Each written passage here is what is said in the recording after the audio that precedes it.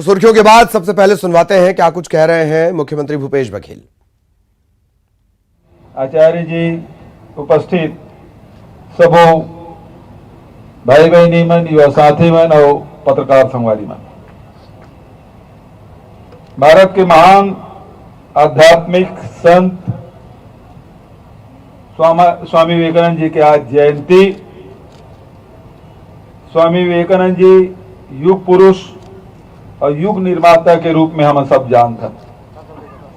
अभी डॉक्टर ओम प्रकाश वर्मा और स्वामी सर्वोत्तमानंद जी के आप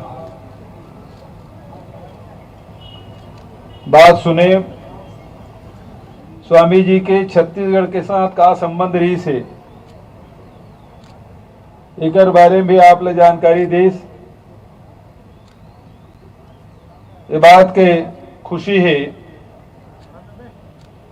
कि स्वामी विवेकानंद जी के स्मृति ला चिर स्थायी बनाए बर जहां रायपुर के एयरपोर्ट के नामकरण स्वामी विवेकानंद जी के नाम से किए गए हैं, वहीं आज देव भवन जेकर बारे में स्वामी आत्मानंद जी, सतरूपानंद जी, निखिलात्मानंद महाराज जी शुरू से प्रयास रही से कि भवन ल स्मारक के रूप में परिवर्तित की जाए।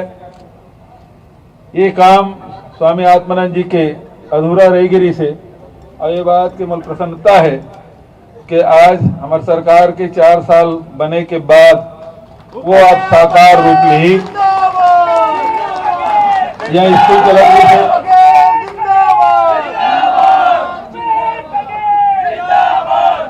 स्कूल शिफ्ट किए गए हैं, उनमें करीब 2.5 करोड़ लागत के स्कूल बिल्डिंग बना के आज वो लोकार्पित किए जाते और ये स्मारक है आज ओकर शिलान्यास किए गए हैं। बहुत अच्छा बात स्वामी जी के पूरा दुनिया ला स्वामी विवेकानंद जी संदेश दे है। जिया भी गए समाज ला कुछ दे है। अकेला रायपुर है जिन स्वामी जी ला नरेंद्र नाथ ला स्वामी विवेकानंद बनाए में रायपुर और छत्तीसगढ़ के जिन योगदान है वो कभी नहीं भुलाया जा सके। यदि नरेंद्र नाथ से विवेकानंद बने की जिन यात्रा है वो में मुख्य पड़ाव हमारे छत्तीसगढ़ के रहे, रायपुर के रहे। वो किशोरा अवस्था जिन 12 से 14 साल के उम्र में कोई भी किशोर सीखते वो हमेशा जीवन भर याद रही थे। उगर बारे में बहुत विस्तार से स्वामी जी आपके बीच में रखे। तो निश्चित रूप से स्वामी विवेकानंद जी के निर्माण में रायपुर के, छत्तीसगढ़ के योगदान रहे हैं और वो चिर स्थायी बनाए बर ये जिन देव भवन है तो स्वामी विवेकानंद स्मारक के रूप में अंतर्राष्ट्रीय स्तर पे ये ख्याति मिली। बूढ़ापारा अब एक पर्यटन केंद्र भी बन जाए। दुनिया भर के लोग ना ही जो स्वामी विवेकानंद जी जानना चाहते, समझना चाहते। रायपुर तो आवे करी, लेकिन बूढ़ापारा भी निरंतर होकर आगमन हुई लोगन के। तो निश्चित रूप से ये जो प्राचीन स्थल है जहाँ स्वामी विवेकानंद आए है, जहाँ महात्मा गांधी आए है, जहाँ सरदार पटेल और पंडित नेहरू जी आए है, तो ये वो जगह है। ये जगह में महात्मा गांधी आए है, वो जगह स्वामी विवेकानंद आए है। ज्यादा दूरी नहीं, 50 मीटर भी नहीं है। तो ये वो जगह जो बड़े बड़े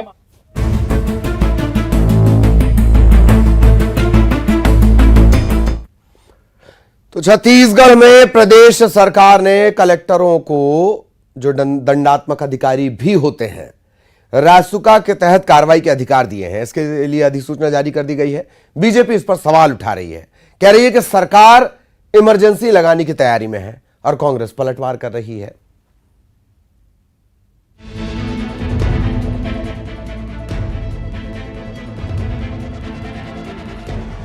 छत्तीसगढ़ में प्रदेश सरकार की एक अधिसूचना पर सियासत शुरू हो गई है।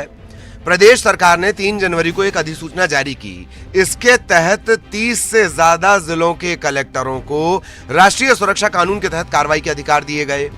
इस अधिसूचना में कहा गया कि राज्य सरकार के पास ऐसी रिपोर्ट है कि प्रदेश में ऐसे तत्व हैं जो सांप्रदायिक सौहार्द बिगाड़ सकते हैं, राज्य की शांति और सुरक्षा के लिए खतरा बन सकते हैं। इसे देखते हुए राष्ट्रीय सुरक्षा अधिनियम के तहत अधिकार दिए जा रहे हैं।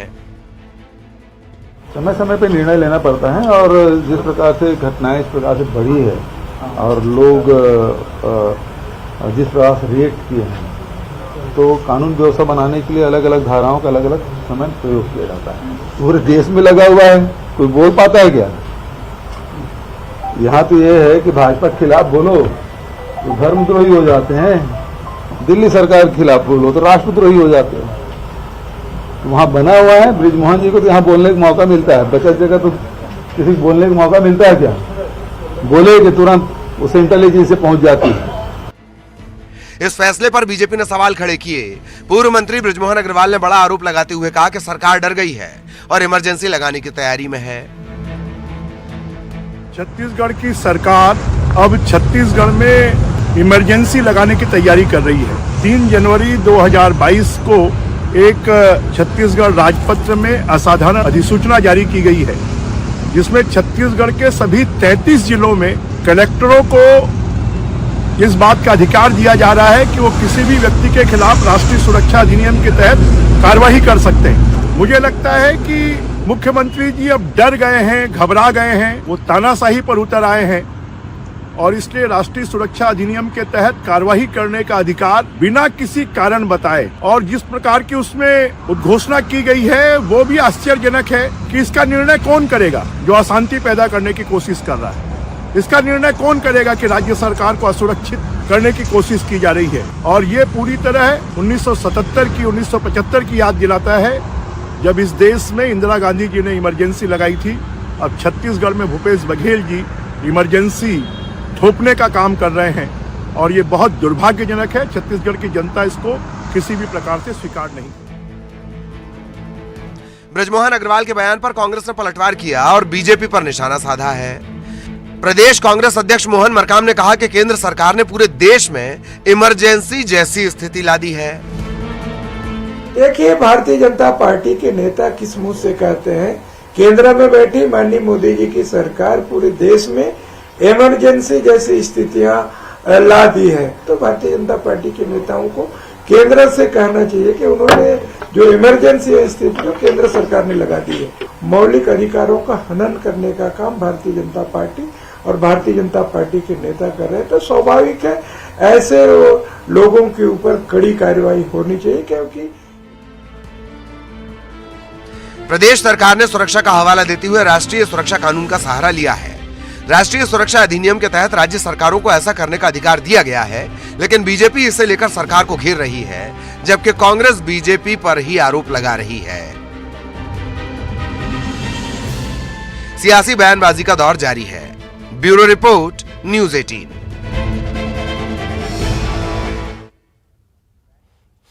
बेहद महत्वपूर्ण ये मामला रासुका लगाई गई है और बेहद इसके जो प्रावधान है, खासतौर पर दूसरे नंबर का प्रावधान, ये ताकतवर बना देता है सामान्य प्रशासन को, जिनसे आपका डेली का साबका है। कुछ अलग शब्दों में इसे आप इंस्पेक्टर राज के तरह भी देख सकते हैं। घनश्याम राजू तिवारी साहब, कांग्रेस प्रवक्ता, वो इस वक्त हमारे साथ जुड़े हुए हैं। बीजेपी का भी हम रिएक्शन लेंगे और लगातार आप देखते रहिए कि किस तरह कि ये जो धारा है, राष्ट्रीय सुरक्षा कानून है, वो क्या कुछ कहता है, NSA, national security act. Tiwari साहब, सबसे पहला रिएक्शन यही कि बीजेपी कह रही है इमरजेंसी है, ऐसी क्या नौबत आ गई? जी देखिए ललित जी, भारतीय जनता पार्टी जहां पर सत्ता पर नहीं होती वहां वो धर्मांतरण, संप्रदायवाद, जातिवाद के नाम पर वैमनस्यता फैलाती है और राजनीति करने का प्रयास करती है। नारायणपुर की जिस घटना के विषय पर ये सारी चीजें निर्मित हो रही है, एक SP पर हमला और जिस प्रकार से धार्मिक स्थानों पर हमला, ये तमाम चीजें हैं कहीं न कहीं कानून व्यवस्था को दुरुस्त करने के लिए ये सारी परिस्थितियां निर्मित समय समय पर होती है। लेकिन एक बात बहुत स्पष्ट है कि नारायणपुर की जो ये घटना है, ये घटना में भारतीय जनता पार्टी और उनके जिलाध्यक्ष स्वयं उस पूरी घटनाक्रम में मौजूद रहे, लगातार लोगों को उकसाते रहे। केदार कश्यप पूर्व मंत्री रहे, उनका ये विधानसभा क्षेत्र है। तो कहीं न कहीं पिछले 4 सालों में भूपेश बघेल जी की सरकार में जिस प्रकार से चहुमुखी और विकास हो रहे हैं और ये मुद्दा विहीन भारतीय जनता पार्टी छत्तीसगढ़ में खासकर बस्तर को वो टारगेट किए हुए हैं कि वहां पर किसी न किसी प्रकार से वैमनस्यता फैलाकर वो अपने पैर पसारने की कोशिश कर रही है। और मुझे ऐसा लगता है इमरजेंसी की बातें कहना बहुत दुर्भाग्यजनक है। कानून मैं इमरजेंसी का से जुड़ा एक सवाल पूछूंगा। केदार गुप्ता साहब भी हमारे साथ जुड़ गए। केदार गुप्ता साहब, दिक्कत कहाँ है? रासुका लगाई जाती है, बाकी राज्य, बीजेपी शासित राज्य भी इसका इस्तेमाल करते हैं, कई जगह तो कार्टून बनाने पे UAPA लग जाती है।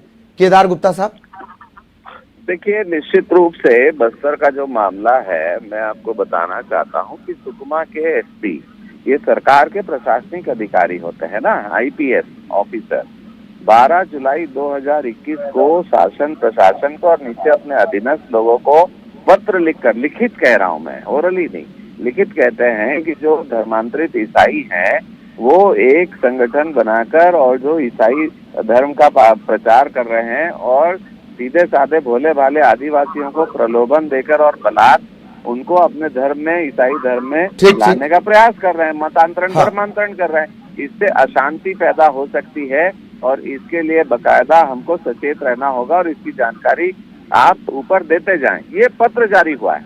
इसी अशांति को कायम करने के लिए तो रासुका का प्रावधान है ना केदार जी। मैं कह रहा हूँ आपको, मेरी बात तो पूरी सुन लीजिए।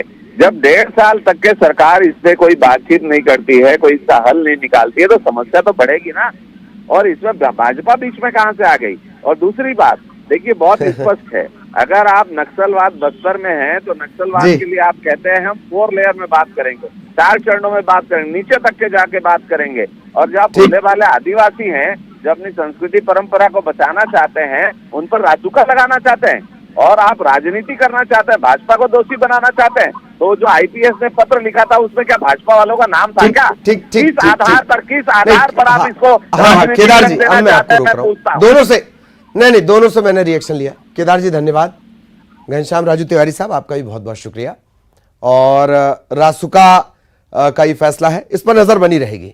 बात बेजुबानों से बेरहमी की करेंगे। लगातार मामले सामने आ रहे हैं। भोपाल में हाल ही में डॉग को कार से कुचलने का मामला सामने आया था। इंदौर में डॉग को एयरगन से घायल कर दिया गया।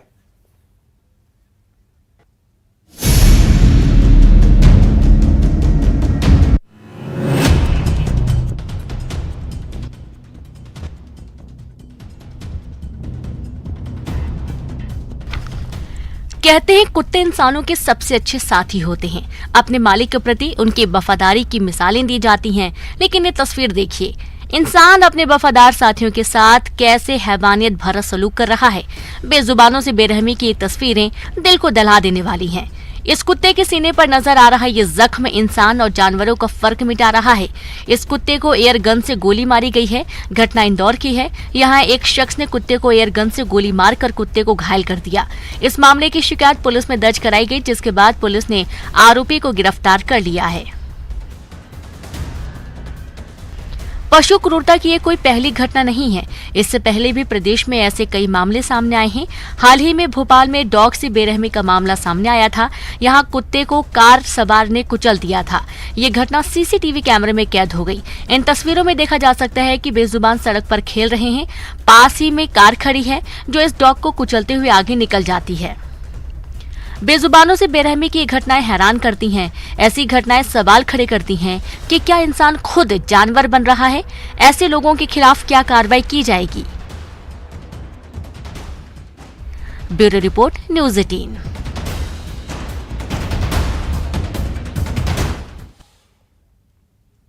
तो मसला सिर्फ इंदौर का नहीं, लगातार इस तरह की घटनाओं में इजाफा हुआ है, जो ये सोचने पर मजबूर करता है कि दरअसल जानवर हो कौन गया है। विकास हमारे सहयोगी इंदौर से हमारे साथ जुड़ेंगे। विकास के पास हम आपको लिए चलेंगे। विकास आपको नजर आ रहे होंगे। विकास, घटनाक्रम में क्या कुछ अपडेट? एक बात। दूसरी बात, इंसान का बढ़ता पशुवत व्यवहार। जी,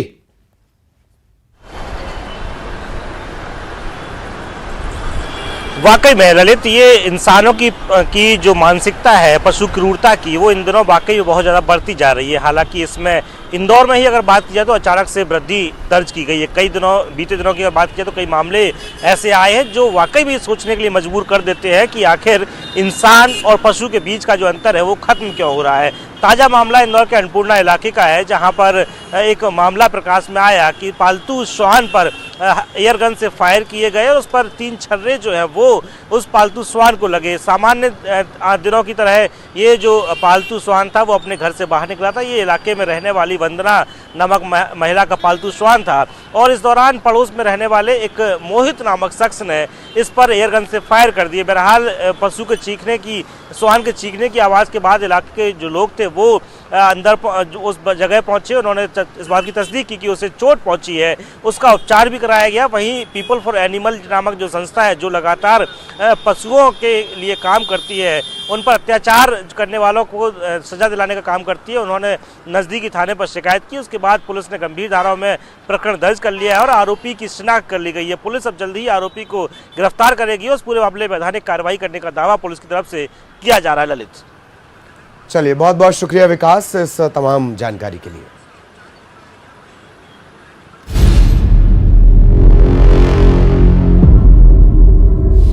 मध्य प्रदेश में सरकारी स्वास्थ्य सेवाएं बदहाल हैं। अशोकनगर में जिला अस्पताल में बच्चा बदलने का मामला सामने आया। अब इस मामले में कार्रवाई क्या की जाएगी, यह बड़ा सवाल बचा है।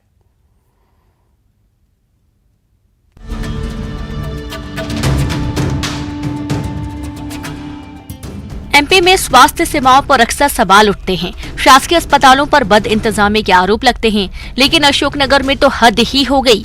यहां जिला अस्पताल में बच्चा बदल दिया गया। बताया जा रहा है कि शंकर कॉलोनी क्षेत्र की महिला ने 31 दिसंबर को बेटे को जन्म दिया था। शिशु को एसएनसीयू वार्ड में रखा गया था। परिजन जब बच्चे को लेने पहुंचे तो उन्हें लड़के की जगह लड़की दी जाने लगी। परिजनों ने जब इनकार किया तो उनसे कहा गया कि लड़का वापस कर दिया जाएगा। साथ ही उनसे इस बारे में किसी को न बताने के लिए भी कहा गया। तू का चाहिए बच्ची तेरी बच्ची है, जाइए नन्हे मेरी बच्ची फिर कब दो तो तुम्हें 3 बजे तो कहीं 3 बजे तक तेरा बच्चा आ जाए। आपसे ये बोला था कि 3 बजे तक बच्चा होता है। कौन है तो डॉक्टर? बच्चे की गाल लेती अब मैं जान बदली हो जाता। फिर वहाँ पे कौन से गाल ले गए थे? कौन है तो कौन के जन चलोगा तो जो न मुझे पता, नाम नहीं बताओ उन्हें? नहीं बताओ। अच्छा, हाँ डॉक्टर है तो कोई डॉक्टर रहती ना, क्या कह रहे डॉक्टर? पाँव में गिरन लगी तो 3 बजे आ जाए बच्चा के। अच्छा, ला आप किसी को बताओ मत, ये बता रहे थे। कोई बताओ मत। महिला के परिवार को बताया गया कि किसी अन्य महिला को लड़की हुई थी, लेकिन उसे लड़का दे दिया गया और बाद में उसके गांव जाकर लड़के को वापस लाया गया और बाद में परिवार को लौटाया गया। आप किसी को नहीं ले गए? आपको लेकर नहीं गए किसी को? कौन से गांव से लाए? सांदूर। उनकी नाम क्या है? मेरा नाम गुड्डी। इस मामले में जब सीएमएचओ से सवाल पूछा गया तो उन्होंने कहा कि महिला को इसकी शिकायत करनी चाहिए थी। इनका कहना है कि एसएनसीयू वार्ड के स्टाफ से इस संबंध में पूछताछ की गई, लेकिन इस तरह का कोई मामला सामने नहीं आया। अगर ये महिला की शिकायत है तो कायदे से पहले महिला को सीएमएचओ सिविल सर्जन को शिकायत करनी चाहिए थी, जो कि हमसे कोई शिकायत नहीं की। फिर भी हम मामले को देखने के लिए हमने इंचार्ज सिस्टर जो एसएनसीयू में जहाँ पर डिलीवरी होती है वहाँ से भी हमने क्लियर किया है कि इस तरह कोई मैटर नहीं है। अगर मैडम ये प्राइवेट खुद का निजी मामला हो सकता है, लेकिन अस्पताल संबंधित कोई ऐसी घटना नहीं है। प्रदेश के शासकीय अस्पताल में अव्यवस्था के मामले अक्सर सामने आते हैं, लेकिन बच्चा बदले जाने का ये मामला बेहद गंभीर है। लेकिन सवाल है कि क्या इन आरोपों की जांच और आरोपियों के खिलाफ कार्रवाई की जाएगी या मामले को रफा दफा कर दिया जाएगा। समीर द्विवेदी, न्यूज़ 18, अशोकनगर। और सहयोगी समीर द्विवेदी इस वक्त हमारे साथ जुड़े हुए हैं। समीर, क्या कुछ अपडेट इस पूरे घटनाक्रम में? और बहुत ही ये बताता है कि किस कदर स्वास्थ्य व्यवस्थाएं बदहाल हो चली हैं। समीर जी ललित, आपको बता दूं कि ये जिला अस्पताल का मामला है, बीते दिवस का मामला है, जहां प्रसूता वर्षा सेन ने शिकायत की अस्पताल प्रबंधन पर और स्टाफ पर आरोप लगाया कि उसने लड़के को जन्म दिया था, लेकिन उसे लड़की थमा दी गई। उसके द्वारा शिकायत करने पर और उद्यम मचाने पर शाम के समय किसी भी प्रकार से उसको जो लड़का हुआ था उसे वापस दिया गया। इस मामले को लेकर काफी बड़ी लापरवाही स्वास्थ्य विभाग के जो स्टाफ नर्स हैं और डॉक्टर्स हैं उनकी आ रही है सामने। बता दें आपको कि बच्चे को एसएनसीयू में रखा गया था अच्छे इलाज के लिए, वहीं से ये गड़बड़ी सामने आई है। जी। इसको लेकर जो सीएचएम है, मुख्य स्वास्थ्य अधिकारी हैं, उनका ये कहना है कि महिला को सबसे पहले अस्पताल प्रबंधन से शिकायत करनी चाहिए थी। उनके सामने इस प्रकार की कोई जान बात नहीं आई है, मीडिया के द्वारा उन्हें ये बताया गया है और इस पर उन्होंने ये कहा, उनके द्वारा ये कहा गया है कि इस पर वे जांच करवाएंगे और जो दोषी होगा तो उस पर सजा दी जाएगी उसे। चलिए बहुत बहुत शुक्रिया समीर इस तमाम जानकारी के लिए। इधर सूरजपुर के अंबिकापुर बनारस मार्ग की महान नदी पर बना पुराना पुल जर्जर हो चुका है। भैंसागुड़ा के पास बने 6 दशक पुराने इस पुल के स्थान पर अब लोग नए पुल के निर्माण की मांग कर रहे हैं। इस तरफ किसी का ध्यान नहीं। 2016 में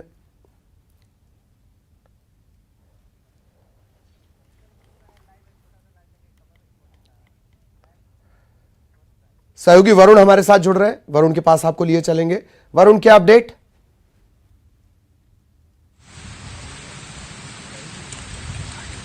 ललित, बता दूं कि ये अंतर्राज्यीय राजमार्ग है जो सरगुजा का एकमात्र ये मार्ग है कि जहां से मध्य प्रदेश और उत्तर प्रदेश का सीमावर्ती क्षेत्र मार्ग है। और ये जो एक, अगर मैं सेतु विभाग की बात बताऊं तो एक जो संभावित वैधता होती है किसी पुल की 40 से 45 साल होती है। ऐसे में 60 साल लगभग इस पुल के हो चुके हैं। और 2016 में जब बाढ़ की स्थिति आई और बाढ़ के एक हालात ऐसे बने थे कि पुल उसमें डूब चुका था, तो पूरी तरह से लगभग 60% पुल पूरी तरह से क्षतिग्रस्त है। बावजूद अब क्या पुरानी पद्धति से जो पुल बनी हुई थी, इस कारण उसमें मरम्मत भी पूरी तरह से नहीं किया जाता। जो ऊपरी स्ट्रक्चर है उसी को मरम्मत किया जाता है, लेकिन नीचे की जो स्ट्रक्चर है वो बिल्कुल हिली हुई है और कभी भी कोई बड़ा दुर्घटना या हादसा का संभावना बना हुआ है। ऐसे में जो कार्य योजना नए पुल के लिए बिल्कुल वक्त कम है। बहुत बहुत शुक्रिया आपका इस तमाम जानकारी के लिए। जगदलपुर से बड़ी खबर, नक्सलियों के जारी पर्चे पर बस्तर आईजी ने बयान दिया है। माओवादियों ने अपने पर्चे में हमले का जिक्र किया था।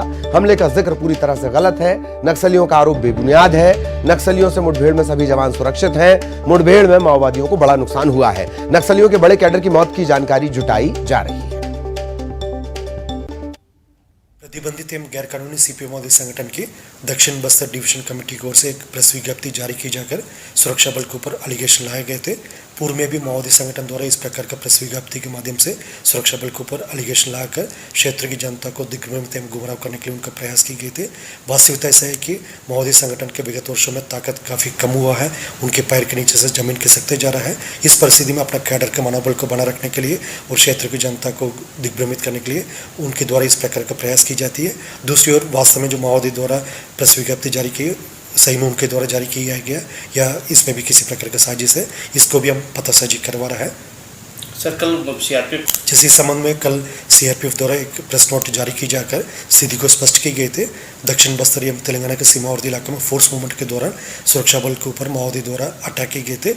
इसकी जवाबी कार्रवाई में हमारा सुरक्षा बल के सभी सदस्य सुरक्षित है, किसी का किसी प्रकार का कोई हताहत नहीं है।